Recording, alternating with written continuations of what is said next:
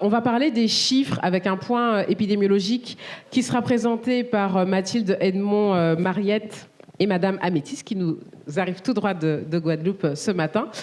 Où est-ce qu'on en est, Mathilde, des chiffres? Qu'est-ce que ces chiffres nous disent sur le sujet du deuil périnatal? Pour les chiffres, effectivement, où est-ce qu'on en est? Alors, je tiens à remercier encore une fois l'ARS, puisque c'est Florence Philippi qui a travaillé en fait ces données publiques et hospitalières, qui nous a permis en fait d'avoir des chiffres un peu plus précis sur l'état des lieux en fait des chiffres de la Martinique, de la Guadeloupe, de la Guyane et plus globalement de la France hexagonale. Donc d'abord, on parle des chiffres, effectivement. Moi, je vais faire vraiment une présentation succincte. Je ne fais pas d'analyse. C'est Marie-Laure Amétis qui me suivra et qui fera l'analyse critique, je vais dire, de ces chiffres-là. Donc sur la période de 10 ans étudiée, on observe donc des évolutions contrastées du nombre d'accouchements en Guadeloupe, en Martinique et en Guyane. En 2023, en établissement hospitalier, on était donc en Guadeloupe à 4 424 accouchements, en Martinique 3 299 et en Guyane 7 646. L'âge maternel, je vais d'abord par là. L'âge maternel à l'accouchement, toujours via les données hospitalières. En 2023, l'âge moyen donc en Guadeloupe des mères est de 31 ans,2, en Martinique 31 ans,1, en Guyane 30,3 et en France hexagonale 30,9. Donc on dispose aussi des répartitions par classe d'âge montrant la part des mères de moins de 20 ans, de 20 à 34 ans et de 35 ans et plus sur chaque territoire et pour la France hexagonale sur la période étudiée. J'ai déchiré ma présentation. Ça va aller. Ensuite, on voit ici l'évolution sur 10 ans. Donc, on a une moyenne, toujours avec les données d'établissement hospitalier, donc source PMSI. On a donc pu faire une moyenne annuelle des cas de morts-naissance. D'accord ? Donc, en Martinique, on recense 59 morts-nés en moyenne annuelle, hein, donc sur les 10 ans. Hein, c'est pas par an. En Guyane, 116 morts-nés. En Guadeloupe, 63 morts-nés. Donc on voit que la Guyane est toujours un peu au-dessus des autres territoires. En proportion des naissances, cela représente, selon les années et les territoires, entre 0,15% et environ 2% des naissances. Pour la France hexagonale, sur la période 2013 à 2023, la part moyenne de morts-nés est de 0,82%, avec un taux stable variant de 0,78% à 0,84%. Ensuite, en indicateur de mortalité néonatale et post-néonatale, on va donc vous présenter plusieurs indicateurs sur la Guadeloupe, Martinique et Guyane, sur plusieurs années consécutives, comme vous pouvez voir sur les graphiques. Je ne suis pas statisticienne, hein, donc j'essaie de bien représenter Florence, j'espère qu'elle sera fière de moi et de ce que je présente. Donc moi j'ai des chiffres, vous avez des graphiques, donc on est ensemble, d'accord ? Voilà.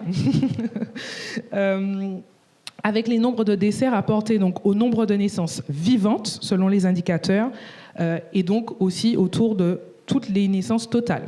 Okay ? Donc la mortinatalité, c'est la mort à la naissance. On parle de taux de mortinatalité quand on parle du nombre d'enfants nés sans vie après 6 mois de grossesse ou 22 semaines de gestation, rapporté au nombre total de naissances.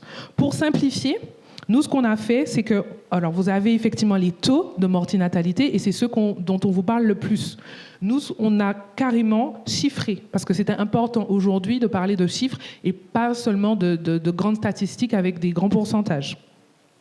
Donc, je précise quand même que la mortinatalité comporte 2 composantes, la mortinatalité fœtale spontanée et les interruptions médicales de grossesse. Donc en 2023, le nombre de morts-nés en établissement hospitalier, toujours en source PMSI, représente donc 44 il y en a eu 44 en Martinique sur 3 360 naissances. En Guadeloupe, il y en a eu 76 sur 4 505 naissances. Et en Guyane, il y en a eu 113 sur 7 717 naissances. Et en Hexagone, plus de 5 600 avec plus de 6 000 et quelques naissances que vous voyez de toute façon sur le graphique. Et ma page... Ça va, vous voyez bien ? Ok. La mortalité néonatale, donc c'est-à-dire la mort après la naissance à moins de 7 jours de vie. En 2023, toujours avec ces données PMSI. On a donc 13 cas en Martinique, 20 en Guadeloupe, 37 en Guyane et 1106 en France hexagonale. Okay. La mortalité périnatale, c'est-à-dire la mort à la naissance plus la mort après la naissance à moins de 7 jours. Donc c'est ça le taux de mortalité périnatale qu'on entend un petit peu partout, les fameux 16 pour 1000 pour la Martinique. On est donc à 57 en Martinique, 96 en Guadeloupe, 150 en Guyane, 6371 en France hexagonale. Le taux de mortalité infantile que vous voyez juste à côté, d'accord, c'est le nombre d'enfants de moins d'1 an rapporté au nombre total de naissances vivantes. Et ce taux de mortalité infantile vient directement de l'INSEE. Ensuite, on a voulu intégrer l'interruption volontaire de grossesse, puisqu'on sait que les chiffres sont assez importants sur nos territoires. Et je le rappelle, une femme est libre de considérer qu'une interruption volontaire de grossesse est un deuil périnatal. Donc, à Étoile-en-Ciel, elle sera accueillie dans un dispositif très particulier, puisqu'elle ne sera pas avec les autres parents, mais elle sera accueillie quand même. Donc, en Martinique, on est à plus de 1223, en Guadeloupe 956 et en Guyane 733. Pour la part hospitalière, et vous avez à côté la part hors établissement hospitalier et le total sur tous les territoires. Donc vous voyez qu'on est sur des chiffres effectivement assez élevés.